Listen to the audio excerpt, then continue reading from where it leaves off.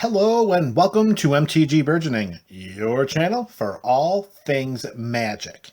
In today's video, we are going to unbox, reveal, discuss, and upgrade this Maestros Massacre Preconstructed deck.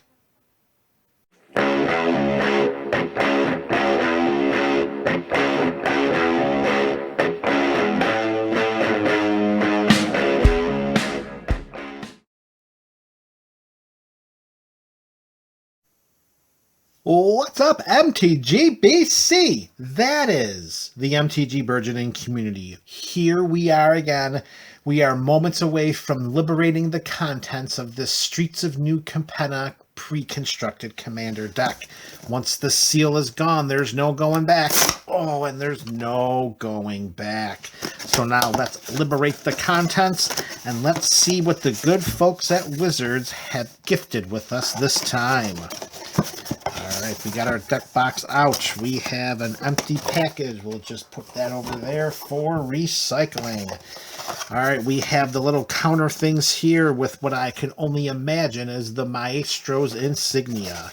And lastly, we also have that nice little divider. These come in handy a lot more than you may think. And I don't mind popping one of those bad boys out of the back of each of one of these boxes.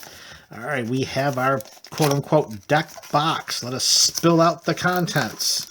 The contents have been spilled. The deck box is closed. We have our life spinner. We have packaging. We have a learn how to play pamphlet, I guess we could call that, and the sweet, sweet deck. And lastly, we have the collector booster sample pack, which will serve a greater purpose.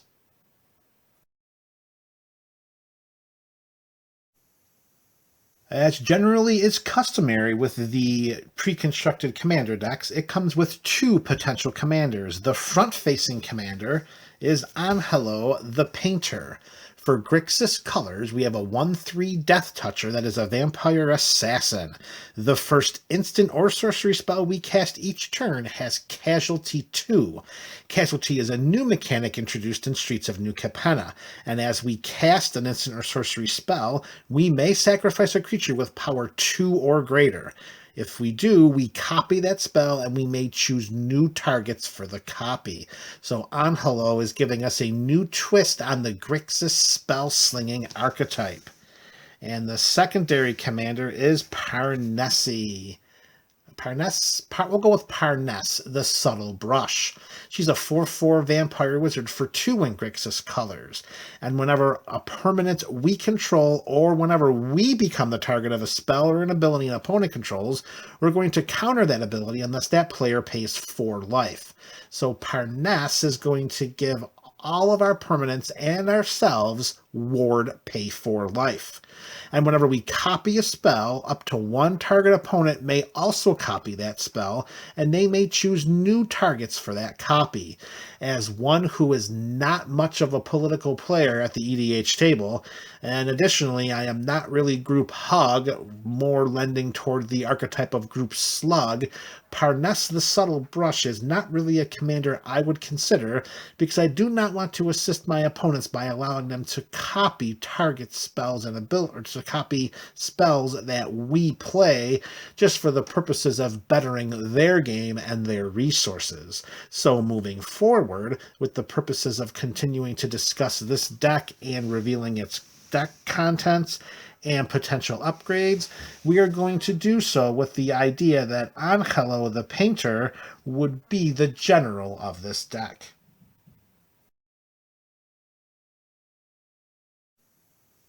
The following cards are either from the Streets of New Capenna set or are specific to the Maestros Massacre deck and can only be found in that deck or in any of the peripheral products like the set boosters or the collector boosters. So let's begin with the Streets of New Capenna set. And we begin with a little chat. This is an instant for 1 and a blue. It has the casualty mechanic. This one is just 1. So the creature that's sacrificed has to have a power of 1 or greater. And if you do, you can copy the spell. And when you do, you look at the top 2 cards of your library, put one of them into your hand and the other on the bottom of your library. Next, we have Cormella, Glamour Thief. It's a 2/4 legendary vampire rogue with haste for 1 and Grixis colors. We can pay 1, tap her, add Grixis to our mana pool, but we can only spend that mana to cast instant and or sorcery spells. When Cormella dies, we can return 1 target instant or sorcery card from our graveyard to our hand. So she is very, very synergistic with the Spell Slinger theme in this Grixis build. Next, we have Maestros Charm. This is going to be our Grixis Charm. We're going to pick one of the following 3 modes. We can look at the top 5 cards of our library and put one of them into our hand and the rest into our graveyard. We can have each opponent lose 3 life and we gain 3 life. Or this charm can deal 5 damage to target creature or planeswalker. The inclusion of charms generally should be meta-specific, so you'll know better than anyone else whether or not the modes on that charm are going to be relevant to the game that you play. And lastly, we have Maestros Theater. Now, this is kind of I don't know if it's an evolution of or just a variation of what an Evolving Wilds or Terramorphic Expanse would do. When this ETBs, we sacrifice it immediately. We don't get to keep it on the battlefield for any other purposes. And when we do sacrifice it, we search our library for a basic island, swamp, or mountain card and put it onto the battlefield tapped, and then we gain 1 life. So outside of the restrictions of basic land-specific fetching, we get to gain 1 life upon the immediate sacrificing of this land once we put it into play. Whether you believe this is an improvement over Evolving Wilds or Terramorphic Expanse, or wouldn't consider playing with this card anyways, it is a different take on what those 2 cards can do. Alright, and the following cards, these are the cards that are specific just to the Maestros Massacre deck. And we're going to begin with Extravagant Replication. 4 and 2 blue at the beginning of our upkeep. We're going to create a token that's a copy of another non-land permanent that we control. So depending on what we have on the battlefield, Extravagant Replication could be an extravagant waste of mana, or it could be something that puts us so far ahead of our opponents that it's only a matter of time until we close out the game. Next, we have Flawless Forgery. This is 3 and 2 blue for a sorcery. This has casualty 3. So as we cast this spell, if we sacrifice a creature with power 3 or greater, we get to copy it. And when we do, we're going to exile target instant or sorcery card from an opponent's graveyard and copy that card, and we may cast the copy without paying its mana cost. Of course, if we casualty this, we get to pick 2 different instant or sorcery cards from graveyards and cast each of them without paying their mana costs. Next, we have Sinister Concierge. It's a 2/1 human wizard for a 1 and a blue. When it dies, we may exile it and put 3 time counters on it. And if we do that, we can exile up to 1 target creature and put 3 time counters on that. Each card exiled this way that doesn't have Suspend gains Suspend. So this is a way in which to kind of keep in suspense one of our opponent's creatures that might be causing trouble or problems on the battlefield. Just be known that once that last time counter comes off, it's going to enter the battlefield with haste, so plan accordingly. Next card, we have a Body Count. Instant speed for 2 and a black with the Spectacle mechanic. We may cast this spell for its spectacle cost rather than its mana cost if an opponent lost life this turn. So instead of paying 2 and a black, if one of our opponents lost at least 1 life, we only have to pay 1 black mana. And when we do, we get to draw a card for each creature that died under our control this turn. This card, to me, seems like it's one of the standouts of the deck because in these colors, even outside of a particular Grixis build or this Maestros Massacre charm, out of this Maestros Massacre deck, this has all kinds of wonderful synergies with aristocrats, with zombies, with vampires, with how about Shadowborn Apostles in the Athreos God of Passage deck. That Body Count may be the best card in this deck. Next, we have Dogged Detective, a 2/1 human rogue for 1 and a black. When in ETBs, we can surveil 2, which means we can look at the top 2 cards of our library, and then we can put any of them into our graveyard or the rest on the top of our library in any order. So it's kind of like an anti-scry. Instead of putting those cards on the bottom of our library, we put them into the graveyard instead. Whenever an opponent draws their second card each turn, we may return Dogged Detective from our graveyard to our hand. And you know that's going to happen a lot in the realm of Commander because that's what Commander players do. So it's very, very reasonable to think that Dogged Detective is going to be one of those creatures that just will not go away. Next, we have Make an Example, sorcery speed for 3 and a black. Each opponent separates the creatures they control into 2 piles. For each opponent, you choose one of their piles. Each opponent sacrifices the creatures in their chosen piles. So although this is not going to rid the battlefield of everything we want, this should, without any degree of uncertainty, get rid of most of what we're looking to get rid of. If there's even just one creature on the battlefield, just casting 4 mana allows us to get rid of that creature in addition to a host of others. Next card is another instant. This is Waste Management, 2 and a black with the kicker mechanic. As we cast this spell for 2 and a black, we can add an additional 3 and a black for its kicker cost. We get to exile up to 2 target cards from a single graveyard. If this spell was kicked, instead exile target player's entire graveyard, and we create a 2/2 black rogue creature token for each creature card exiled this way. Yes, the investment of mana is pretty high at, a total of 7 if we're trying to cast this at instant speed, and I'm not sure we're holding up that much mana going around on our opponent's turn. So I'm a little iffy on this card because for just 2 more mana at sorcery speed, we can just return every creature card from every graveyard and put them on the play under our control if we cast Rise from the Dark Realms. Maybe Waste Management is just one of those cards that we got to play around with for a little while to see exactly its true effectiveness. Next, we have Xander's Pact. It's a sorcery for 4 and 2 black with Casualty 2. So if we cast this spell, we can sacrifice a creature with power 2 or greater, and then we can copy the spell. And when we do, each opponent exiles the top card of their library. We may cast spells from among those cards this turn, and if we cast a spell this way, we will pay life equal to that spell's mana value rather than pay its mana cost.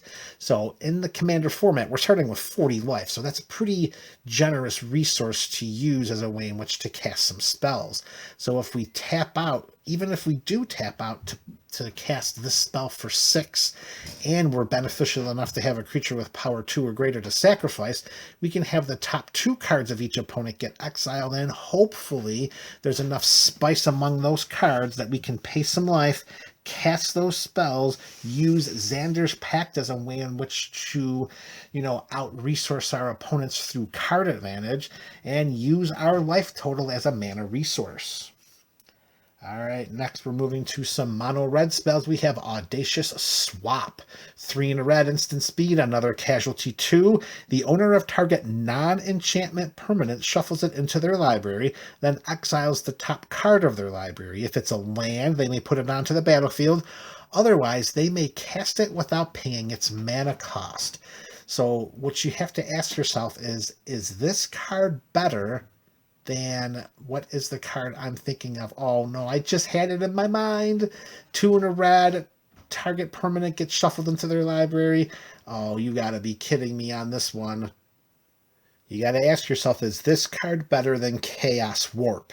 Because here we're dealing with everything outside of it just being a land. If it's not a land, it's going to be exiled, and then it can be cast. So we're talking about Planeswalkers instance. So, Planeswalkers would have went into play anyways with a Chaos Warp, but you see where I'm going with this. So Audacious Swap, you really got to ask yourself, is it going to be worth it, or should I just roll with Chaos Warp? Next, we have Determined Iteration. 1 and a red for this enchantment. At the beginning of combat on our turn, we get to populate. And to populate, we create a token that's a copy of a creature token we control. The token created this way gains haste and sacrifice it at the beginning of the next end step. The mana value and the mana vested in this spell is not so much that it would feel bad if we don't have any tokens in play at the beginning of combat. It may have enough beneficial effects to it to keep it in the deck if you so choose, because the effect of Populate, although this is not a dedicated Grixis token build, it might be one of those cards you got to play test to see. Drawing that card mid to late game, however, that one might hurt, particularly if we're trying to top deck for an answer or a win. Next, we have Spellbinding Soprano, 2/2 human bard for 1 and a red. Whenever this dude attacks, I'm sorry, let me say that again. Whenever Spellbinding Soprano attacks, we are going to have instant and sorcery spells we cast this turn cost 1 less to cast. This also has the Encore mechanic, which was introduced in Commander Legends. So we can pay 3 and a red and exile this from our graveyard, and then for each opponent, we create a copy that attacks that opponent this turn if able. The copies have haste, and then we sacrifice them at the beginning of the end step. And of course, we can only Encore as a sorcery. However, investing 4 as a way in which to have instant and sorcery spells we cast this turn to cost, 3 less, minimally, if we are encoring this and attacking with 3 creatures to 3 opponents. That might be enough, but it's going to take a little bit of work to do so. So there seems to be a lot of hoops that have to be jumped through in order to have Spellbinding Soprano do some real heavy lifting. Next, we have Cryptic Pursuit, another enchantment. This is 2 in Izzet colors. Whenever we cast an instant or sorcery spell from our hand, we get to manifest the top card of our library. So we get to put that card onto the battlefield face down. It's a 2/2 creature, and then we can turn it face up anytime for its mana cost if it's a creature card. And whenever a face-down creature we control dies, we can exile it if it's an instant or sorcery card, and we may cast that card until end of our next turn. So I really like how this Cryptic Pursuit helps to synergize the Grixis spell-slinging theme in this deck. I mean, Angelo gives us a different avenue for copying spells.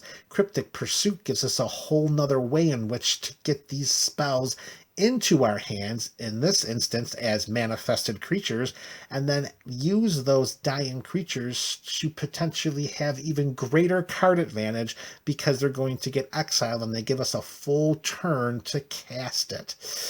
Cryptic Pursuit is going to be one of those sneaky cards that I can see becoming more and more valuable as time passes.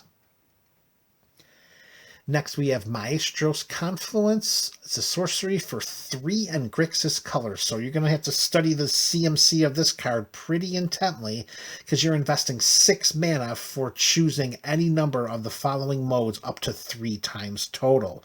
We can return target monocolored instant or sorcery card from our graveyard to our hand. Target creature will get -3/-3 until end of turn. Or we goad each player target player controls.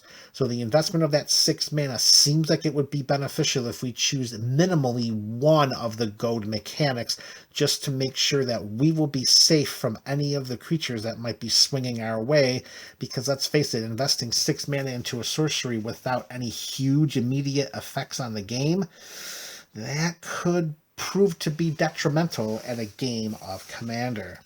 All right, 2 new cards left, and the next one is a beauty. It is Cyrix, Carrier of the Flame, a 3/3 legendary phoenix with flying and haste for 2 in Rakdos colors.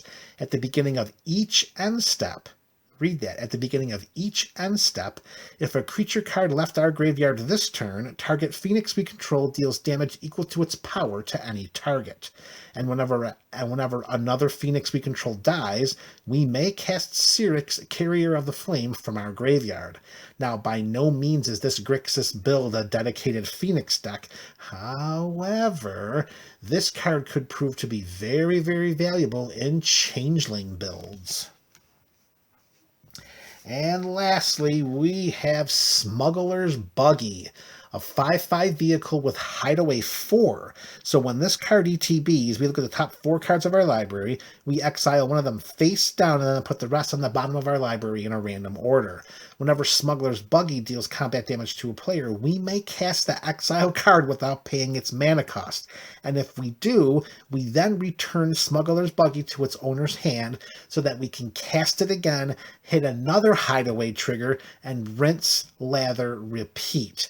The only trouble with this strategy is it is going to be an artifact creature, which opens itself up to a lot of potential spot removal. And another detriment of this card is the 5/5 is nice, the crew 2 is even better, but there is no evasion present on this card, so that may make trying to swing in for that combat damage to trigger the Hideaway casting, and then to trigger it to get bounced back to our hand, that may make it a little trickier than it might be worth keeping Smuggler's Buggy in the current 99 of this build.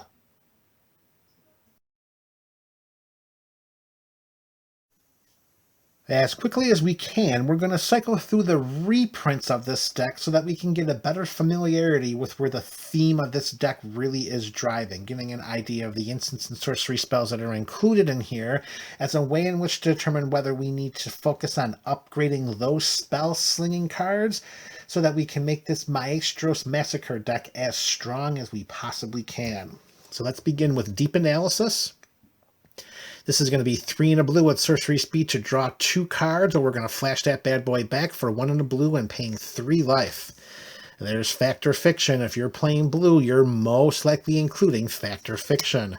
Frantic Search lets us pretty much cast this spell for free because we get to untap the lands that we use to cast it. Good old Ponder. Can't have a spell-slinging deck without Ponder.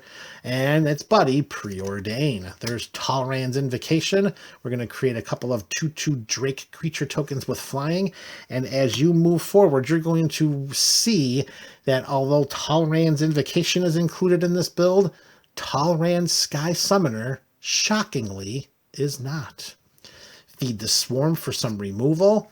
Rite of the Raging Storm for some nice, let's say, goading abilities. Goblin Electromancer can help us reduce the cost of our spells.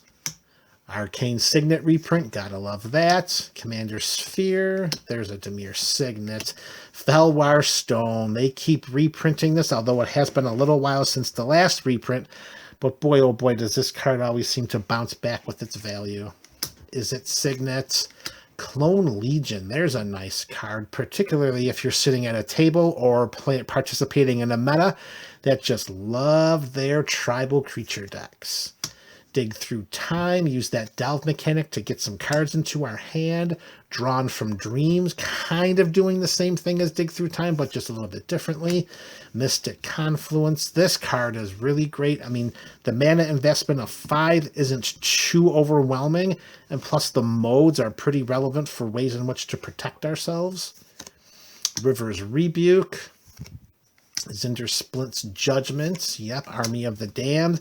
There's some tokens that we could create not once, but twice. All right. Oh, and can you imagine that? Whoa, look at that. Okay, so let's take a quick look at this and its synergies with Angelo. We cast this bad boy. We sacrifice a creature that has a power of 2 or greater, and we're copying Army of the Damned. So we're going to put 26 tokens into play for the investment of 8 mana and a power on a creature with a power of 2 or more. And we flash that bad boy back 2 for 10 and doing the same thing, maybe with one of the token zombies that we created. Ooh, boy, that could be enough to just overwhelm the board. Blood-Soaked Champion, okay. Damnable Pact, draw some cards, lose some life. There's Dread Summons. We're going to mill some cards and create some tokens. Hex will destroy 6 target creatures. Puppeteer Click will have some graveyard shenanigans going on. Reign of the Pit will help to create a monstrous black demon creature token with flying. Okay, Sever the Bloodline is there. Skyclave Shade for some additional for some additional graveyard chicanery. Woe Strider with its scry ability, very Viscera Seer-esque. Chain Reaction to wipe the board. Double Vision, that will help us to choose new targets for copies of spells that we cast. Rekindling Phoenix, a way in which to just keep bringing it back and back and back, and boy oh boy, I bet that has some fantastic synergy with Cyrix. Squee the Immortal, just keep bringing him back. Bedevil, fantastic removal. Call the Skybreaker. Oh, that's, investing 7 for a 5/5. That would be a card I would look to probably make one of the very first cuts. Cast, because if we're playing Grix the Spellslinger, we have to have that Dissident Mage. Mimic Bat to help protect ourselves. Twinning Staff. It's a little pricey to invest 7 just to copy an instant or sorcery spell, but I don't know. There's a nice Lightning Greaves, Rakdos Signet, Soul Ring, and a while since this card has been reprinted, a Wayfarer's Bauble.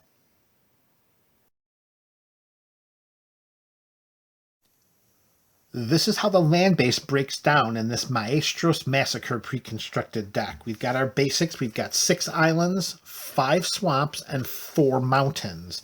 Additionally, and as a nice bonus for the first time in these pre-constructed decks, they gave us 1 each of the full alternate art basic lands.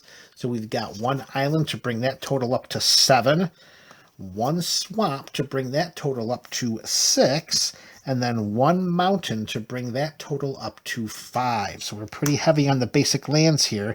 7, 6, 5, we're looking at 18 basic lands. So for the purposes of some dual lands, we've got 3 Dimir representations out here. We have a filter land, so we're going to need a mana to generate the Dimir colors.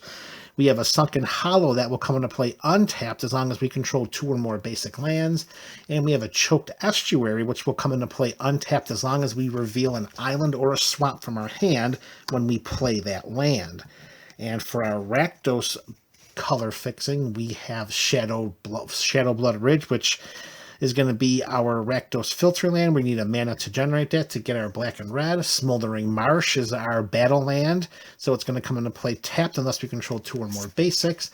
And Foreboding Ruins is like, just like the, what was that one card called? Just like the Choked Estuary.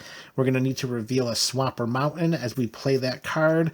And if we do it, we'll come into play untapped. So for the purposes of that, that's really the biggest breakdown of the dual color lands, outside of a couple of other mentionable ones. And the first one was quite a nice surprise and quite a doozy to see that these pre-constructed decks included a copy of an enemy filter land for the first time ever. How wonderful is it to see a filter land in the land base of these decks? This one is Cascade Bluffs. It's going to give us 2 blue, 2 red, or it's going to give us that lovely Izzet combination.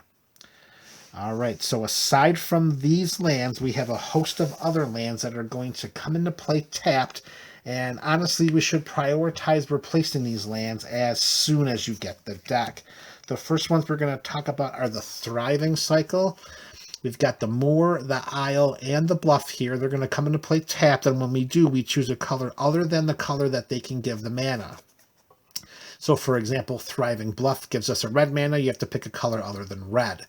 They come into play tapped, and then they'll tap for one of the manas, for a color of the mana that we choose, or a color of the mana that they can generate. For all intents and purposes, these would be better off replaced by the check lands. I mean, they're going to come into play, and if we have an island or a swamp, for example, then Thriving Isle or Thriving Moor would come into play tapped anyways. The check lands will check to see if we have the appropriate basic lands necessary for them to come into play untapped, and I think those would be a much better upgrade than keeping the Thriving lands in this build. Similar to Temple of Epiphany. Here we have another land that's going to come into play tapped. Could slow us down. We do get a Scry 1 trigger, but in a deck that's slinging spells like nobody's business, a Scry 1 may not be as meaningful as getting a land into play untapped as soon as we play it. The same can be said about Crumbling Necropolis.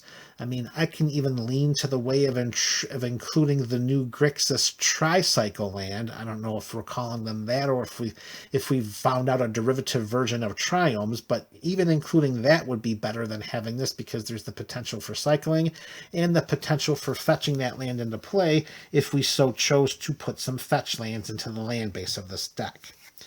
The next card is an interesting one because it does give us 1 mana of any color that we need in our deck. It does enter the battlefield tapped, however, and I don't know how many benefits we're going to get out of its scry ability because this is not a dedicated tribal build. So replacing Path of Ancestry with maybe Reflecting Pool or Mana Confluence, that would help us to make sure that we don't miss a beat establishing tempo in our spell slinging deck by playing a Path of Ancestry mid to late game as it comes into play tapped. And speaking of those fetch lands, they have the quote-unquote Commander Precon equivalent fetch lands of a Grixis Panorama, of a Myriad Landscape, and of an Ash Barrens. Now, the Ash Barrens is just going to be basic land cycling. We're going to pay 1 to discard that to put a basic into our hand. Myriad Landscape will come into play tapped. We get to pay 2 and sack it for 2 basics, but those basics have to be the same color. They have to be either both islands, both swamps, or both mountains. And in playing in a 3-color deck, that may not be very optimal. I mean, it may be a lot better to replace this card with like a Fabled Passage or a Prismatic Vista. And lastly, the Grixis Panorama is going to at least tap for a colorless mana, and it does come into play untapped. And if needed, we can pay 1 and sack it to put one of our basics onto the battlefield tapped. So these are also some cards that you may want to consider, getting rid of or replacing if you want to really firm up the land base of this build. And the last 2 lands included, of course, are Commander staples. We have the best land in the format, Command Tower, and Exotic Orchard, which has found its way to becoming an every deck reprint every time Wizards decides to put out some more pre-constructed builds.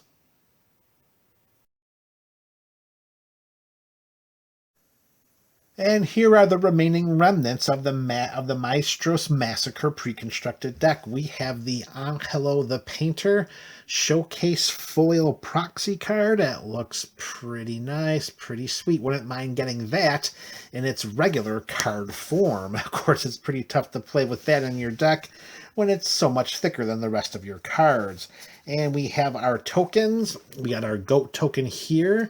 And we have some Drakes, Lightning Rager, some Elemental, Demon, the Elemental there, a Manifest, and on the back side we've got our copy tokens. Rogue, Zombie. Those are our tokens. And lastly, we have a Punch-Out card of +1/+1 counters, and the Maestros Massacre Insignia. And to top everything else off, we have a popular Magic formats card and a How to Play the Game. Maestros Massacre is a spell-slinging Grixis deck featuring the Casualty mechanic. Casualty allows the player to sacrifice a creature within a range of power when casting an instant or sorcery spell. When they do, they copy that spell and may choose new targets for the copy. With this dynamic in mind, the following cards are some possible upgrades to the original deck list, each of which enhances the established theme of this build. Reprinted numerous times in Commander Precon since their inception back in 2011, the absence of Talrand Sky Summoner from this build is shocking. Crafted to cast instant and sorcery spells, this deck would greatly benefit from creating a 2/2 Drake creature token with flying each time we cast an instant or sorcery spell. Combat purposes aside, these tokens are perfect fodder for Angelo's Casualty trigger. Another creature that synergizes wonderfully with Angelo is Poppet Stitcher. Each time we cast an instant or sorcery spell, we create a 2/2 zombie creature token with Decayed. Similar to Talrand, the creature tokens created by Poppet Stitcher are perfect fodder for Angelo's Casualty trigger. Metallurgic Summonings creates construct creature tokens with power and toughness equal to the mana value of any instant or sorcery spell we cast. With enough artifacts under our control, we also can recur all of the instant and sorcery cards from our graveyard. Shark Typhoon creates flying shark creature tokens with power and toughness equal to the mana value of any non-creature spell we cast. The built-in cycling effect adds greater versatility to the spell. Although the Dragon Illusion creature tokens created by Maniform Hellkite are exiled at the beginning of the next end step, their power and toughness are equal to the mana value of any non-creature spell we cast, and they have haste. Since casting and copying instant and sorcery spells is the theme of this deck, drawing a card each time we do so with Archmage Emeritus will keep our hand filled with more and more spells to sling. With so many instant and sorcery spells heading to the graveyard after they're cast, including Maestro's Ascendancy gives us a second chance during each of our turns to cast one of these spells by sacrificing a creature and paying the spell's mana cost. Lear, Disciple of the Drowned, advances this synergy even further by giving every instant and sorcery spell in our graveyard flashback. Whenever we cast our first instant or sorcery spell each turn, Arcane Bombardment allows us to exile an instant or sorcery card from our graveyard at random. Then we copy each card exiled this way and may cast the copies without paying their mana cost. It's easy to imagine scenarios where this dynamic can get out of hand. If we are sacrificing creatures in order to copy instant and sorcery spells, then including Dictate of Erebus will help balance the battlefield, as each of our opponents will be forced to sacrifice a creature whenever one of our creatures dies. The Maestros Massacre Precon deck enhances the spell-slinging archetype for which Grixis is famous. The introduction of the casualty mechanic allows players to traverse new avenues of spell copying. When paired with classic spell-slinging payoffs like creating creature tokens, graveyard recursion, and sacrifice effects, all of which are Grixis staples, then we're left with a theme and a commander that should become very popular among EDH players.